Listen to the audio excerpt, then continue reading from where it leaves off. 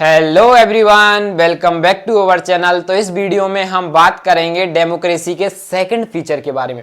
इससे पहले वाली वीडियो में हम कवर कर चुके हैं फर्स्ट फीचर के बारे में, जिसमें हमने पढ़ा था रूलर्स के बारे में कि रूलर्स कौन थे, उन्हें किस प्रकार चुना गया था। ये सब हमने किस में पढ़ा था? फर्स्ट फीचर में। इसमें हमने एक पाकिस्तान का एग्जाम्पल लिया था, उसके थ्रू समझा था कि हमें लीडर किस प्रकार चूज करना चाहिए जिससे हम बोलेंगे उस देश में डेमोक्रेसी है। तो अब हम बात करते हैं सेकंड फीचर के बारे में। तो सेकंड फीचर हमें बताता है इलेक्शन के बारे में कि हमारे इलेक्शन है किस प्रकार इलेक्शन होना चाहिए, क्या क्या उनका क्राइटेरिया होना चाहिए जिससे हम बोल सके वहां पे क्या है, डेमोक्रेसी है। वो सेकंड फीचर के अकॉर्डिंग है।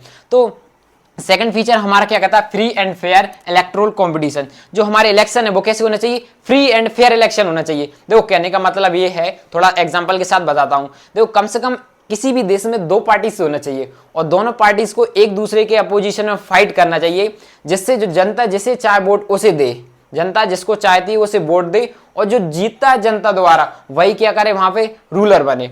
और ऐसे देश को हम क्या बोलेंगे? डेमोक्रेसी है। तो ये कहता है हमारा फर्स्ट फीचर। तो देखो हम ऐसे एग्जाम्पल के साथ पढ़ते हैं। तो आपकी एनसीईआरटी बुक में एग्जाम्पल दिया है चाइना का, तो हम चाइना का एग्जाम्पल लेके चलते हैं। तो क्या एग्जाम्पल में क्या बोला? In China elections are regularly held after every 5 year for electing the parliament. देखो क्वेश्चन में क्या बोला, देखो पहले वाले में कहने का मतलब है जो चाइना है, चाइना की कंट्री में हर 5 साल में इलेक्शन होते हैं। किसके लिए? पार्लियामेंट्स के लिए। और जो वहां की पार्लियामेंट है इसका नाम क्या है? National people congress. National people's congress, ठीक है। ये उसकी पार्लियामेंट का नेम है, पार्टी का नहीं।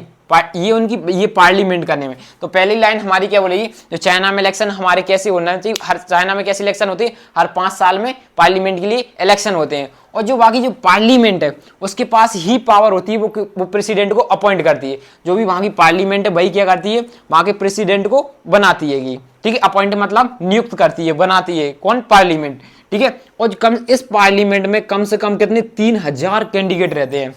आप एनसीईआरटी की बुक में देखोगे तो एक पिक्चर दी है, कितने? 3000 कैंडिडेट रहते हैं। इसमें से कुछ आर्मी वाले भी रहते हैं। कितने? 3000 कैंडिडेट रहते हैं। अब देखो ये तो ठीक है, ये तो देखो बेसिक सी बात है, ये तो हमें समझ में आता है। लेकिन प्रॉब्लम क्या है जिससे हम इसे डेमोक्रेसी नहीं बोला है? देखो प्रॉब्लम ये है, देखो मैं आपको एग्जाम्पल के साथ समझाता हूं, ठीक है। तो आप क्या है ना, वहां पे अपनी मर्जी से इलेक्शन नहीं कर सकते हो, अपनी मर्जी से इलेक्शन में खड़े नहीं हो सकते हो। जैसे कि आप मान लो क्या चाइना के सिटीजन हो, चाइना में है ना, आप वहां के क्या हो? सिटीजन्स हो, ठीक है। और आपको इलेक्शन में जाना है तो आप सीधे आप ऐसा नहीं कर सकते। आप जहां पर जाएंगे इलेक्शन लड़ेंगे और जाकर आप पार्लियामेंट में बैठ जाएंगे और जनता के लिए आवाज उठाएंगे, तो आप वहां पे ऐसा नहीं कर सकते हो। उसके लिए आपको पता है क्या करना पड़ेगा? यदि आपको इलेक्शन लड़ना है तो आपकी जो आपको कैंडिडेट वहां का बनना है तो आपको अप्रूवल लेना पड़ेगा जो वहां की चाइनीज कम्युनिस्ट पार्टी है। कौन? जो वहां की चाइनीज कम्युनिस्ट पार्टी है ना, उससे आपको अप्रूवल लेना पड़ेगा, तभी जाके आप वहां के कैंडिडेट बन सकते हो। जो देखो ये क्या पार्टी है और ये क्या थी? पार्लियामेंट है। तो आपको उसे क्या करना पड़ेगा? जो वहां की, यदि आपको कैंडिडेट बनना है तो आपको अप्रूवल लेना पड़ेगा चाइनीज कम्युनिस्ट पार्टी से, तब जाके आप कैंडिडेट लिए खड़े हो सकते हो। यदि वो तभी आप जाकर खड़े हो सकते हो। लेकिन ऐसा भी नहीं है कि आपको चाइनीज कम्युनिस्ट पार्टी डायरेक्ट आप उसमें जाओगे वो आपको दे देगी, क्या अप्रूवल दे देगी? नहीं, उसमें भी कुछ कंडीशंस होती हैं। क्या कंडीशंस होती है? देखो कंडीशन ये है, जो वहां की जो, यदि देखो कंडीशन क्या है, या तो आपका जो आप कहां के मेंबर होना चाहिए, जो वहां की जो चाइनीज कम्युनिस्ट पार्टी है ना उसके मेंबर होना चाहिए। या पे वहां पे 8 8 छोटी छोटी पार्टीज हैं, या तो आप उनके मेंबर हो, या फिर आप उनके कांटेक्ट में आते हो, या आप वहां पे थोड़े पॉपुलर हो। मतलब इन्हीं पार्टीज में आना चाहिए। कहने का मतलब ये मेन क्या होना चाहिए? आपको इन पार्टीज में ही आना चाहिए। यदि आप इन पार्टीज में आते हो या आप इनकी कांटेक्ट में हो तो आप जाके इलेक्शन लड़ सकते हो, तो आप जाके इलेक्शन लड़ सकते हो और कैंडिडेट बन सकते हो, नहीं तो आप नहीं बन सकते, ठीक है। मान लो आप यहाँ के कैंडिडेट बन गए, क्या मान लिया हमने? आप यहाँ के कैंडिडेट बन जाते हैं और आप जाकर पार्लियामेंट में बैठ जाते हैं, ठीक है। तो आप बैठ भी आओगे ना तो आप वहां की गवर्नमेंट को फॉर्म नहीं कर सकते, ना ही आप बना सकते हो। वहां की गवर्नमेंट को कौन बना सकता है? सिर्फ और सिर्फ जो वहां की कम्युनिस्ट पार्टी, मतलब यहाँ पर आते चाइनीज कम्युनिस्ट पार्टी। जो वहां की चाइनीज कम्युनिस्ट पार्टी है ना, वही क्या करेगी? इसको फॉर्म करेगी। आप नहीं कर सकते हो। तो इससे हमारे लिए क्या पता चल रहा है? क्या हम इसे बोलेंगे कि चाइना में डेमोक्रेसी है या नहीं? आपको क्या लगता है? नहीं। हम इसे क्यों नहीं बोल सकते? देखो हम इसलिए नहीं बोल सकते कोई भी आदमी है ना, कोई भी मेंबर वो अपनी मर्जी से भी खड़ा नहीं हो पा रहा है, और जनता के पास कोई चॉइस नहीं है कि वो अपने मन चाहे लीडर को वोट दे। उनके पास क्यों, जो इन्हीं पार्टी में इसमें वो ही खड़ा हो जा रहा है। जो इन चाइनीज पार्टी, जो भी यहाँ की जो कम्युनिस्ट पार्टी हैगी ना, उन्हीं का मेंबर आके यहाँ पे खड़ा हो जाता है और वो इलेक्शन लड़ता है। तो ये तो गलत है ना। और देखो जो भी, ये तो बात है, और जो भी जो चाइनीज कम्युनिस्ट पार्टी कहती है वही उनको करना पड़ता है। तो हम ऐसे देश को क्या बोलेंगे, डेमोक्रेसी नहीं है। तो ये तो हमारा पहला फीचर था, पहला एग्जाम्पल था। तो हम अब सेकंड एग्जाम्पल लेते हैं, किसका, मैक्सिको का।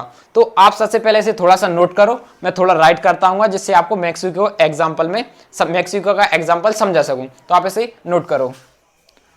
तो देखो बच्चों, अब हम एग्जाम्पल लेते हैं मैक्सिको का और चेक करेंगे क्या इस कंट्री में डेमोक्रेसी है या नहीं है। तो मैक्सिको कब आज़ाद हुआ था, यह 930 में आज़ाद हो गया था। इसके बाद यहाँ पे हर 6 साल में इलेक्शन होते हैं और यहाँ के प्रेसिडेंट को चुना जाता है, ठीक है। और ना ही यहाँ पर कभी मिलिट्री ने और डिक्टेटर्स ने रूल किया है।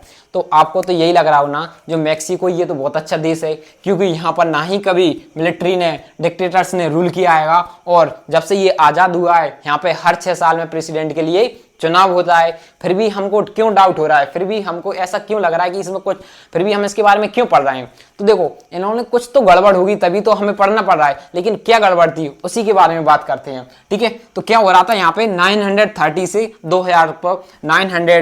2000 तक एक ही पार्टी जीतती आ रही थी, जिस पार्टी का नाम था PIR party, institutional revolution party. ये जो पार्टी थी, सिर्फ यही PIR पार्टी जीतती आ रही थी। और वहां पे जो अपोजिशन पार्टीज थी वो इलेक्शंस तो लड़ती थी, लेकिन वो कभी जीतती नहीं थी।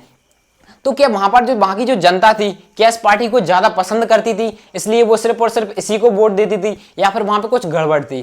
कहने का मतलब देखो, ऐसा तो हो नहीं सकता कि हमेशा एक ही पार्टी जीतती आ रही, कुछ ना कुछ तो गड़बड़ होगी, अपोजिशन पार्टी को कैसा ही मौका नहीं मिला। तो अब हम बात करते हैं ऐसी क्या क्या गड़बड़ थी। देखो क्या हो रहा था वहां पे, the PIR party use many dirty tricks. तो जो PIR पार्टी जीत क्यों रही थी वहां पे, क्योंकि वो बहुत सी डर्टी ट्रिक्स का यूज करती थी। कैसी डर्टी ट्रिक्स का यूज करती थी, देखो कैसी डर्टी, जो वहां के गवर्नमेंट ऑफिसर्स होते हैं, तो जो वहां के गवर्नमेंट ऑफिसर्स होते हैं, तो PIR पार्टी उन्हें एक मेंबर की तरह काम करवाती थी।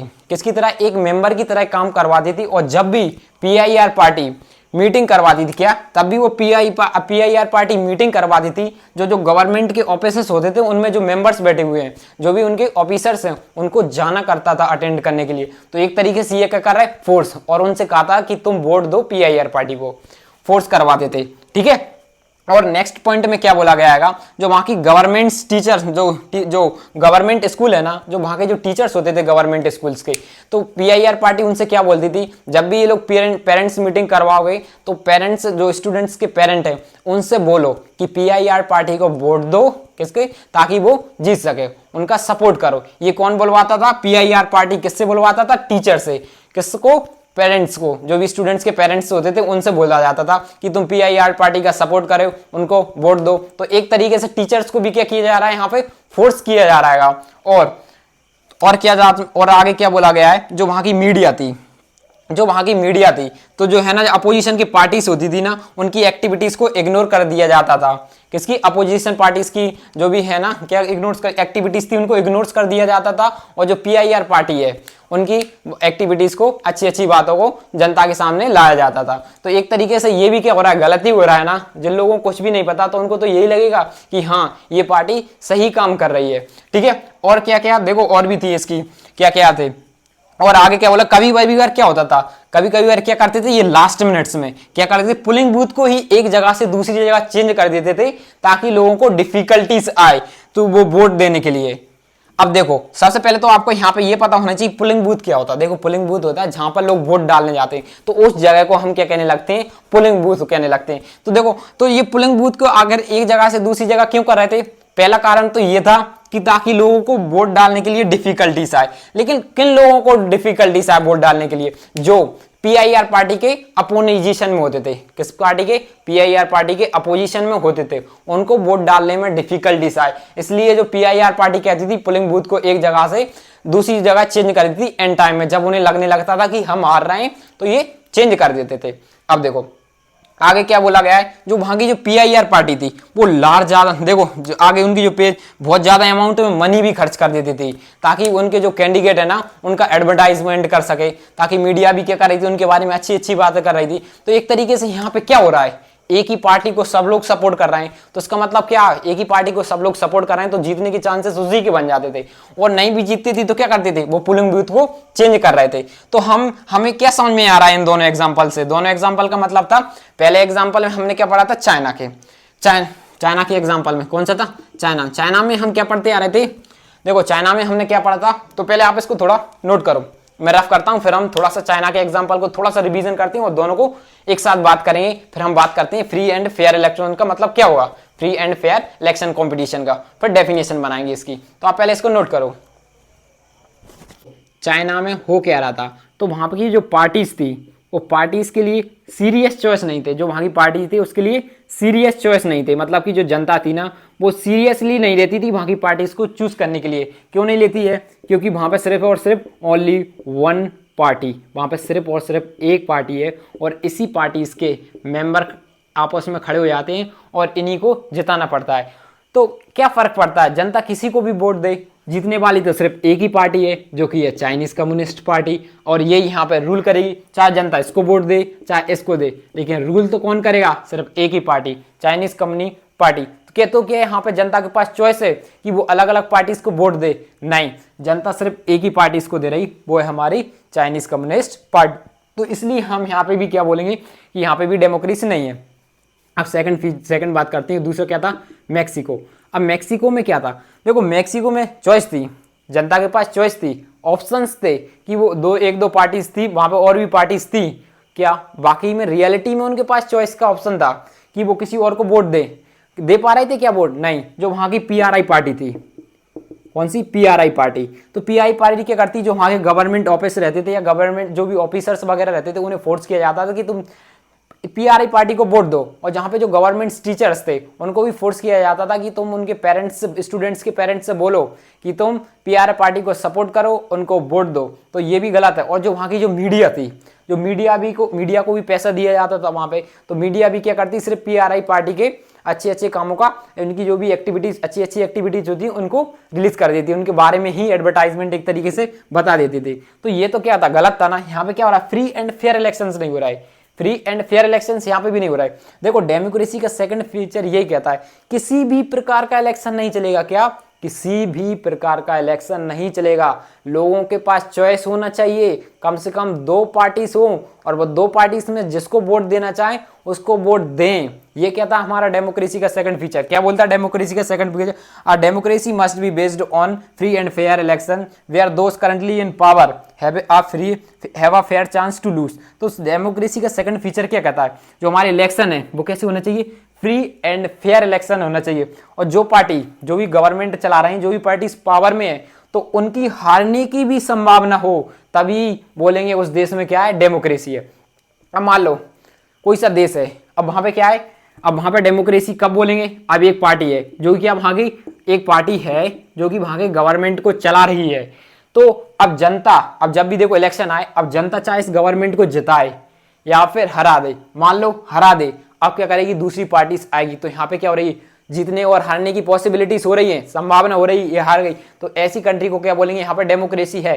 अब इंडिया की बात करो, इंडिया में भी कितनी सारी पार्टी है, 2 से ज्यादा पार्टी से। अब देखो जनता जैसे वोट देती है वही जीतता है, और जो पहले जीत गया, अब मान लो जनता ने उसे हरा दिया, अब नया पार्टी को चुन लिया, तो नया पार्टी के मिल गए, तो यहाँ पे क्या होता है, हारना और जीतना लगा रहा है, तो हम यहाँ पे क्या बोलेंगे, यहाँ पे डेमोक्रेसी है। यही कहता है हमारा डेमोक्रेसी का सेकंड फीचर। तो अब हम बात करेंगे डेमोक्रेसी के थर्ड फीचर के बारे में नेक्स्ट वीडियो में। तो जब तक आप इस वीडियो को अच्छे से देखो और प्रैक्टिस करो।